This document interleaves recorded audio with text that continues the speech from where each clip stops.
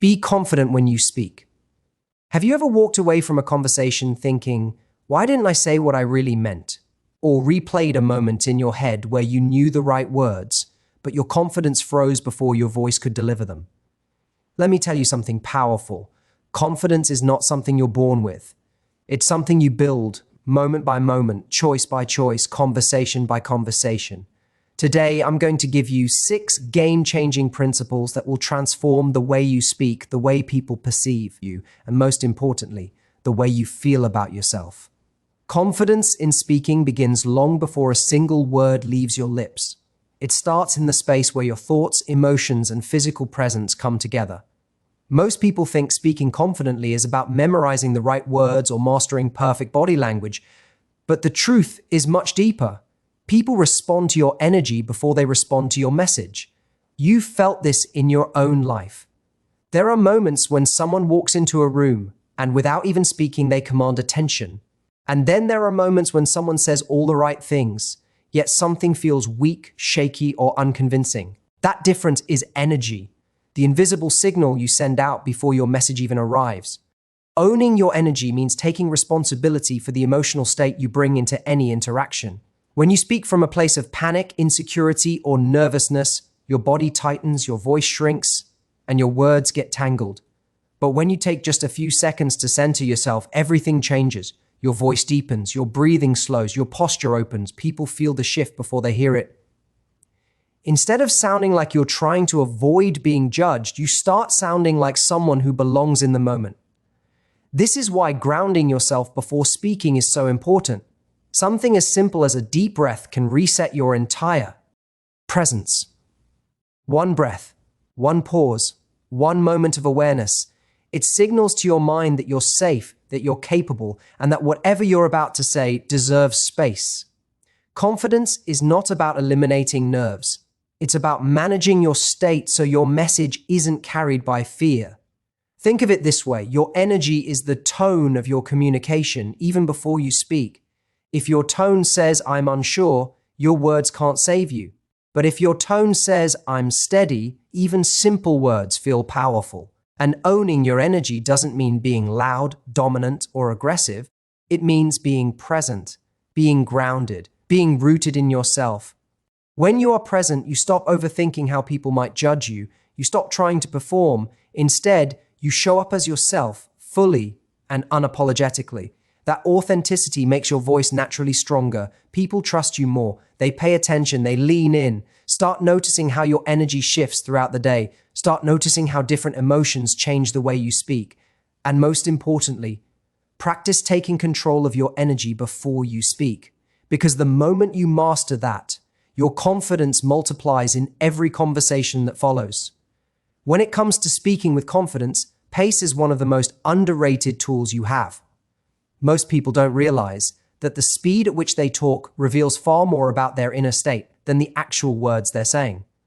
When you speak too quickly, it signals your brain is in a rush to escape judgment, avoid discomfort, or finish the moment as soon as possible. It's like your voice is trying to outrun your own insecurity, and the moment people hear that speed, they interpret it as nervousness, uncertainty, or lack of confidence, even if your message is strong. Slowing down is powerful because it communicates control. It shows that you're not afraid of taking up space, not afraid of the silence between words, and not afraid of letting people absorb what you're saying. When you slow your pace, you don't just speak differently, you think differently. Your thoughts become clearer, your voice becomes more grounded, and your presence becomes more commanding without you having to force anything. People lean in not because you're loud, but because your calmness makes your words feel intentional. Think about the most confident speakers you've heard. They never rush. They don't stumble through sentences just to get them over with. They take their time, they pause, they breathe. Those pauses are not empty moments. They are power. A pause gives weight to your message. It gives your listener time to digest what you're saying. It draws attention. It creates emotional rhythm. And it shows that you trust your own voice enough not to rush it. Slowing down does not mean dragging your speech or talking unnaturally slow. It means giving yourself permission to breathe while you talk. It means allowing your voice to settle instead of letting anxiety push it forward. It means replacing frantic speed with calm certainty. When you do this, something almost magical happens. People start perceiving you as more thoughtful, more mature, and more persuasive. Your words land deeper, your presence feels stronger, and your confidence becomes visible. The truth is, fast talking is rarely about excitement. It's usually about fear. Fear of not being taken seriously, fear of sounding wrong, fear of being judged. But here's the reality. Confidence is not in speed, it's in control. When you slow your pace, you take back that control. You show that you're not running from the moment, you're owning it. And in that ownership, your confidence becomes unmistakable, not because you try harder, but because your calmness speaks louder than anything else you say. One of the biggest reasons people struggle with speaking confidently is that they focus too much on being liked. They shape their words, their tone, even their opinions around what they think others want to hear. This habit is so subtle that most people don't even notice they're doing it. But the moment you start speaking for approval instead of speaking with intention, your confidence begins to drain. Your voice gets softer, your message gets diluted, your presence loses strength, and people can sense it, not because your words are wrong, but because your purpose behind those words isn't anchored. Speaking with intention means you know why you're saying something. You're not talking to impress, persuade, or win validation. You're speaking to be clear, honest, and authentic. When you shift from wanting approval to wanting clarity, you immediately sound more confident. It's like your voice straightens its spine. Everything becomes more direct, more meaningful, and more grounded. You stop filling sentences with unnecessary fillers. You stop over-explaining yourself. You stop decorating your words just to make them more likable. Most people don't realize how often they weaken their message because they're afraid of judgment. They soften their opinions. They add disclaimers like "I'm not sure, but," or "I could be wrong," just to protect themselves from criticism. But every time you do that, you send yourself a subconscious message: my voice doesn't deserve to stand on its own. And that message slowly erodes your confidence from the inside. When you speak with intention, everything changes. You become more deliberate. You think before you talk, not because you're afraid, but because you want your words to matter. You choose clarity over comfort. You choose truth over approval. And ironically, when you stop trying to be liked, people respect you more. They see you as someone who knows what they're talking about, someone who believes in their message, someone who doesn't depend on reactions to feel secure. Speaking with intention also creates emotional boundaries in communication. You no longer feel responsible for how everyone reacts to your words. You're responsible only for expressing yourself honestly and respectfully. That freedom removes so much pressure. Instead of trying to manage other people's emotions, you're simply delivering your truth with clarity. That is real confidence, not loudness, not dominance, but certainty.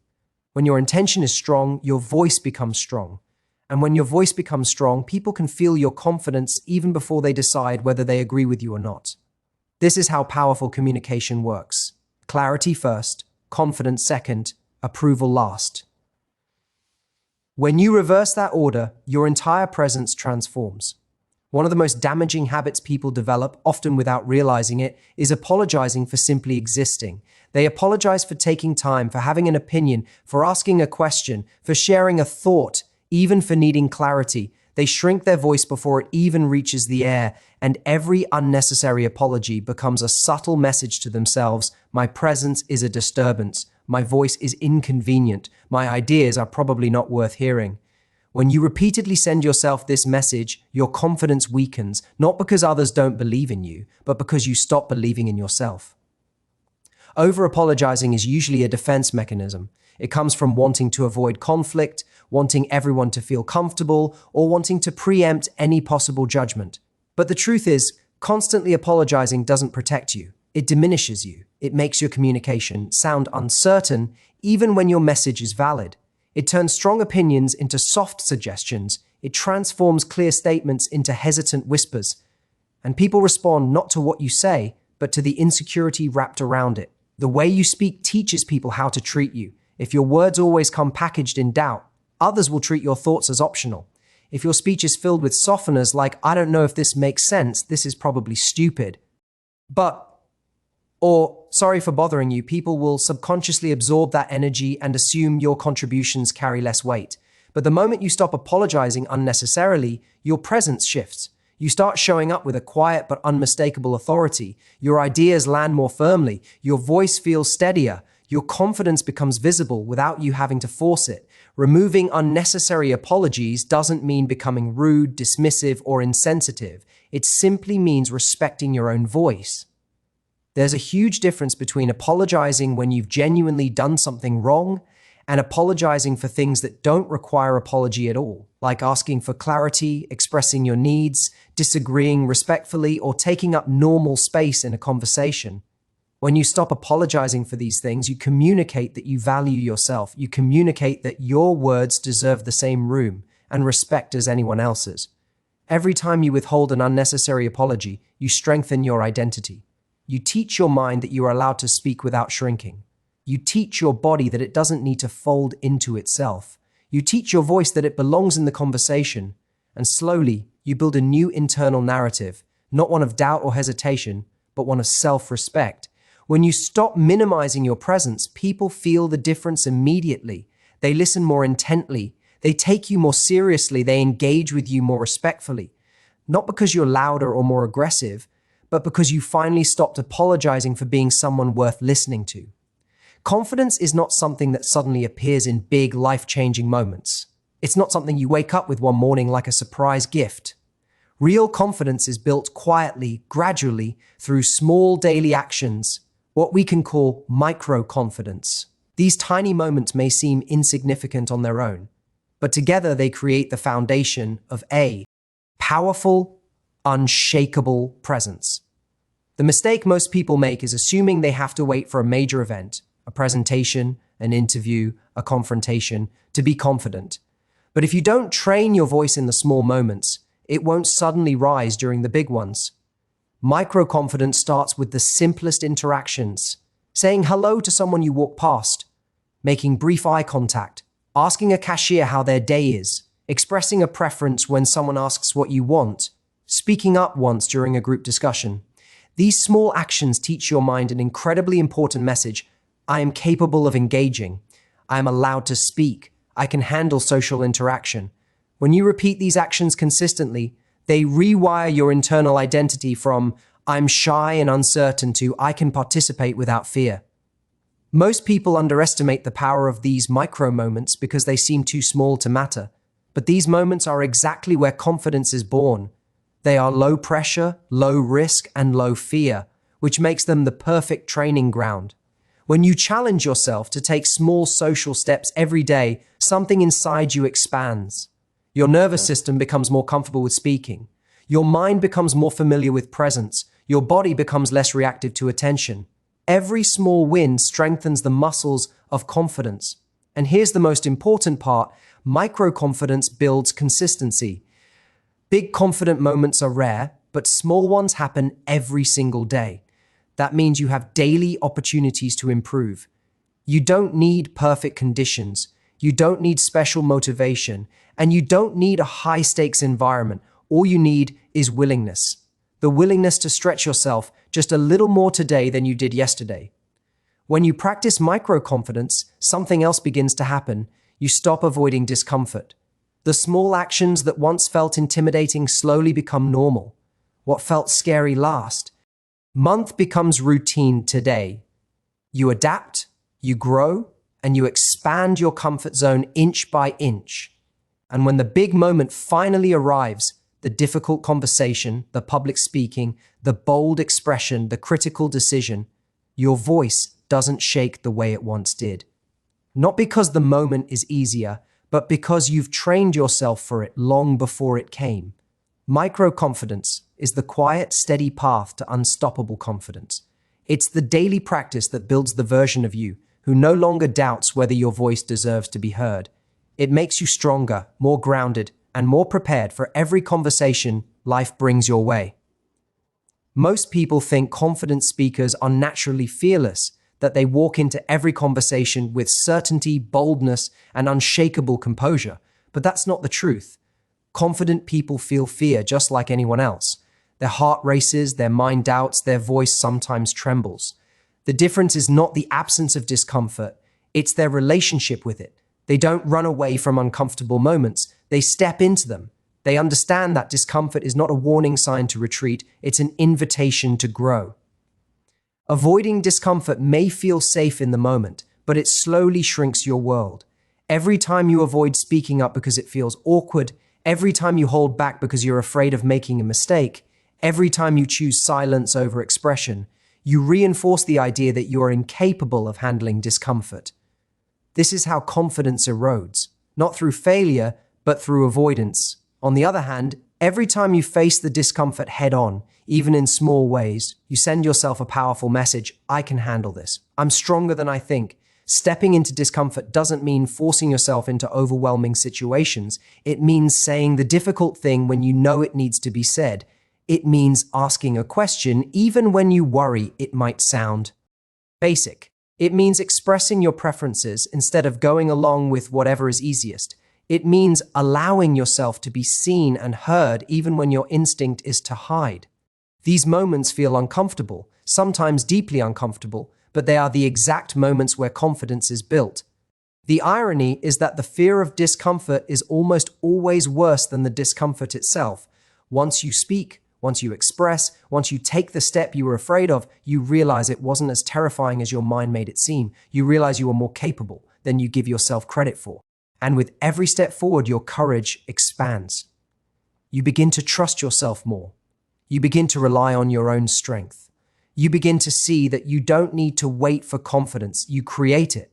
Growth is never comfortable. Confidence is never grown in comfort. The version of you who speaks with power, clarity, and certainty is on the other side of the moments you're tempted to avoid. Each uncomfortable step is a brick in the foundation of your confidence. If you step into those moments consistently, something amazing happens. The fear that once controlled you loses its power.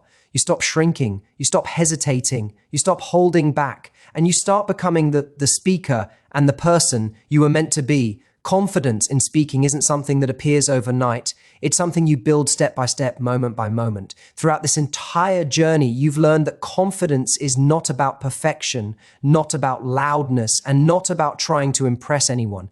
It begins with something deeper, owning your energy, understanding your internal state, and recognizing that the way you show up emotionally shapes everything that follows. When you take a breath, calm your mind, and ground yourself before you speak, you step into a version of yourself that's far more powerful than the one controlled by fear or insecurity. That is where real transformation starts, from the inside out. You've also seen how confidence is shaped by the choices you make in everyday interactions, whether it's slowing down your pace, speaking with intention instead of seeking approval, or refusing to apologize for simply having a voice. Each of these choices strengthens your identity. You start to replace hesitation with clarity, softness with stability, and self-doubt with self-respect. These shifts may feel small in the moment, but over time they reshape the way people see you, and more importantly, the way you see yourself. Confidence grows not because you force it, but because you consistently practice showing up as someone who values their own presence. And then there's the power of micro-confidence, the small daily moments when you choose to engage, to speak, to participate, even in low-pressure situations. These moments are where you build the muscle of confidence. Every greeting, every question, every expression becomes proof that you're capable of stepping forward instead of standing back. And as you begin to embrace discomfort instead of avoiding it, you unlock a level of strength that you may not have realized was inside you. Growth doesn't happen in the comfort zone. It happens when you lean into the moments that challenge you, stretch you, and invite you to rise in the end. Being confident when you speak is not about becoming someone else. It's about becoming more of who you truly are. It's about giving your voice the respect it deserves and trusting that what you have to say matters. When you combine grounded energy, intentional communication, daily microactions, and a willingness to step into discomfort, you become unstoppable. You develop a presence that people feel, a voice that carries weight, and a confidence that radiates without effort. This is the version of you that changes conversations, influences people, and walks through the world with clarity and certainty. And that version of you is already here. You're simply learning to let it lead. Thank you so much for spending your time with me today. I truly appreciate your presence, your attention, and your willingness to grow into a more confident version of yourself. Every minute you invest in improving your communication brings you one step closer to the life, relationships, and opportunities you deserve. Your support means more than I can express, and I'm grateful to have you on this journey. If this message inspired you, helped you, or gave you something valuable to think about, make sure to like the video, share it with someone who needs it, and subscribe to the channel for more powerful content coming your way. Your engagement helps this message reach thousands of others who may be struggling with the same challenges. Before you go, remember this: confidence is not a gift, it's a skill you're actively building. Keep practicing, keep growing, and keep stepping into the version of yourself that you know you're capable of being. I believe in you, and I hope you believe in yourself just a little more today. Thank you once again for your time and trust. Take care, stay confident, and I'll see you in the next video. Goodbye.